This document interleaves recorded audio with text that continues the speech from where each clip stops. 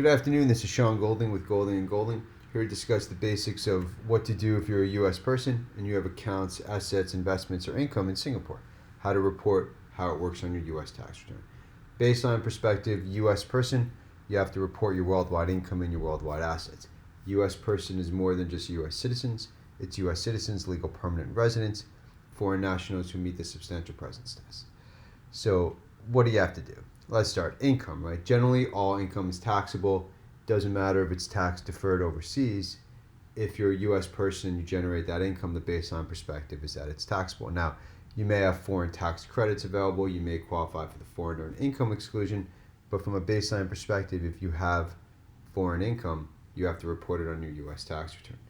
In addition to that, there's various reporting requirements for your assets, investments, and accounts. There's things like the FBAR, FATCA, which is Form 8938 PFIX, which we'll get to in a minute.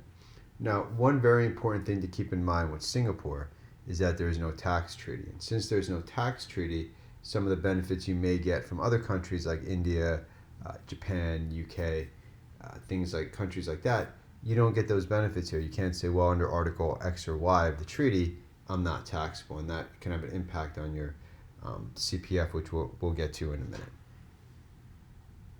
So what are some of the common accounts or assets people will have? You know, if it's Singapore, pretty common is your DBS, your POSB. Bank account, you may have A1A or other types of insurance. You may have things with like Super Fund Mart or iFund, where you've got different investments in mutual funds. Part of it may be in your CPF, part of it not. And then your typical mutual fund accounts, stock accounts, things like that.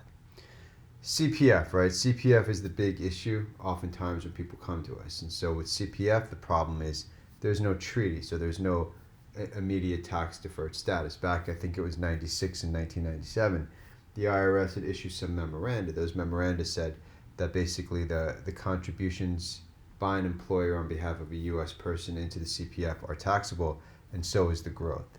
So even though it's growing tax-free in Singapore, from a U.S. tax perspective, it's typically taxable each year. The interest that's accruing or other income is going to be taxable and included on your tax return. Now, that does provide you a basis because you've paid some tax in it. So down the line, your tax basis will be higher, so you're not paying double tax on it. It's just we have a lot of clients, you know, they're not here for the long haul from Singapore 10, 15, 20 years, and then they want to go back to retire and they pay tax on money they may not have otherwise had to pay tax on.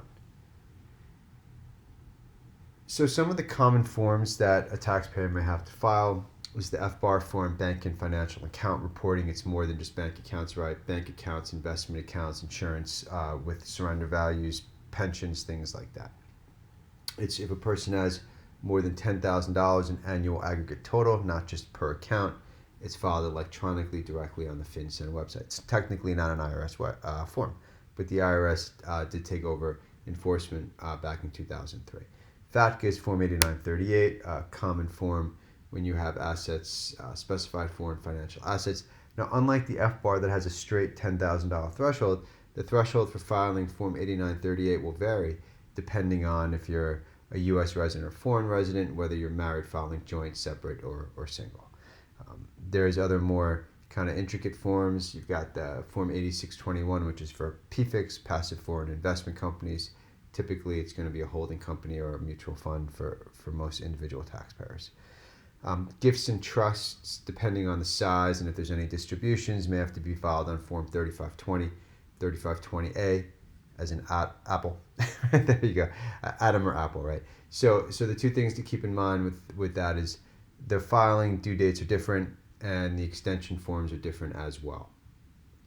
When it comes to entity reporting, Form 5471 for foreign corporations, Form 8865 for foreign partnerships, and there's other forms as well, but this is probably takes up 85% of foreign reporting for most taxpayers with assets in Singapore. Now, if you're out of compliance and you want to get into compliance before the IRS reaches out to you, audits you, and then you lose the right to do amnesty, there's various programs available. There is the voluntary disclosure program, which is for people who are either willful or just can't certify under penalty of perjury that they're non-willful. You've got the streamlined program, you've got reasonable cause, and you've got delinquency procedures. We have lots of free information on our main website, goldinglawyers.com, and we have a few sub-websites as well. You can always reach out and schedule a reduced fee initial consultation if you think it's appropriate. Again, my name is Sean Golding with Golding & Golding. Thank you for your time. Enjoy the rest of your day.